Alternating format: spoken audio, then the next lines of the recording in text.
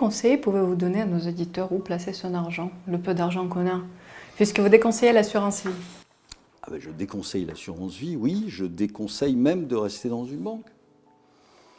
Donc, parce que tout est mis en place aujourd'hui, pour vous mettre la monnaie numérique, deux, pour supprimer l'argent liquide totalement. Pourquoi? Parce que si vous n'avez plus d'argent liquide, vous n'avez plus d'intimité nulle part. C'est-à-dire que dès que vous faites quelque chose, évidemment, ça arrive à la Banque centrale, ça arrivera à la Banque centrale, et vous aurez de toute évidence une monnaie qui sera une monnaie programmable.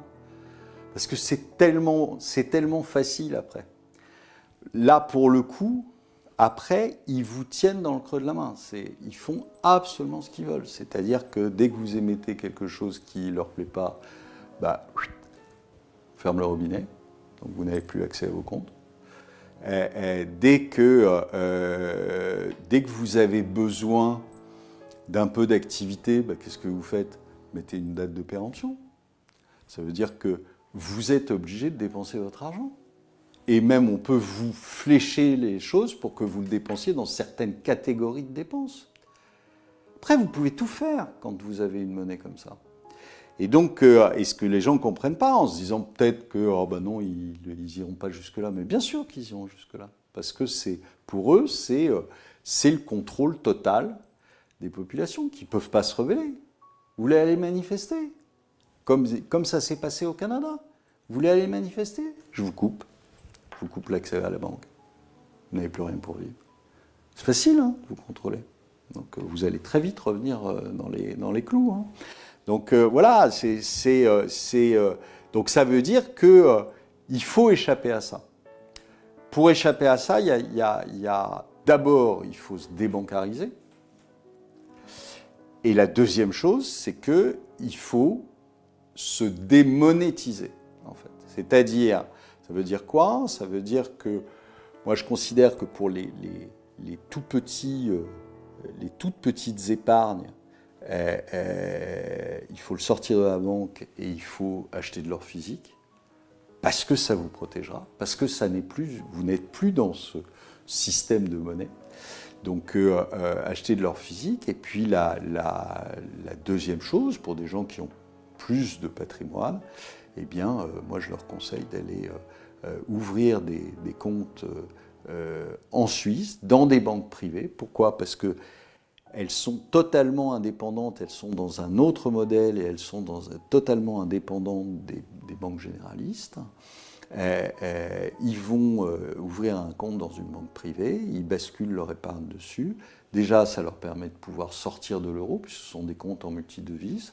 Donc ça leur permet de sortir de l'euro et de se mettre dans des monnaies où, a priori, ça sera un petit peu plus compliqué de supprimer le liquide, etc., comme le franc suisse. D'accord? Et d'attendre de voir. Mais aujourd'hui, il ne faut pas laisser son argent dans une banque. Moi, je vous dis ce que je fais. Moi, tout mon patrimoine, il est dans des banques privées suisses. Voilà. Et alors, je vous dis ça en plus en toute décontraction, puisque mon family office ne gère des comptes qu'à partir d'1 million d'euros.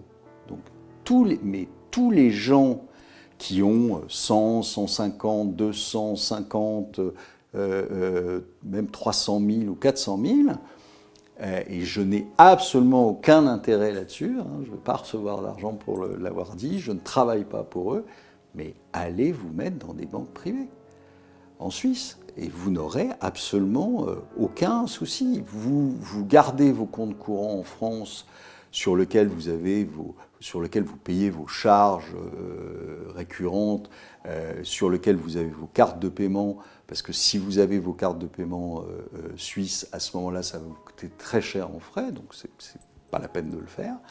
vous gardez vos comptes courants en France, vous avez votre compte d'épargne en Suisse, et puis quand vous avez besoin d'argent, vous faites un virement. Dans ce sens-là, ça ira beaucoup mieux, ce sera beaucoup plus facile. Et voilà. Et déjà, vous avez fait un progrès sur le niveau de risque auquel vous êtes soumis. Et je vous dis, pour tout ce qui est encore plus petit, c'est-à-dire 40, 50, 60, moi je considère qu'aller ouvrir un compte en Suisse, etc., ça va vous faire des frais pour rien. Et donc je pense que si c'est de l'épargne, autant le mettre en or. Alors choisissez le plus proche du standard chinois, c'est-à-dire ce qu'on appelle du 4x9, c'est-à-dire de l'or parfaitement pur. Vous évitez les pièces qui ne sont pas en fait de l'or, comme les Napoléons, comme le Krugerrand, etc., qui ne sont pas des pièces qui sont parfaitement pures en or. Mais vous en avez d'autres, vous avez le Maple Leaf canadien, vous avez d'autres, vous avez des pièces en Suisse qui sont en or parfaitement pur. Et voilà, et vous savez, 1 kilo d'or, c'est 30 pièces d'or, 31 pièces d'or.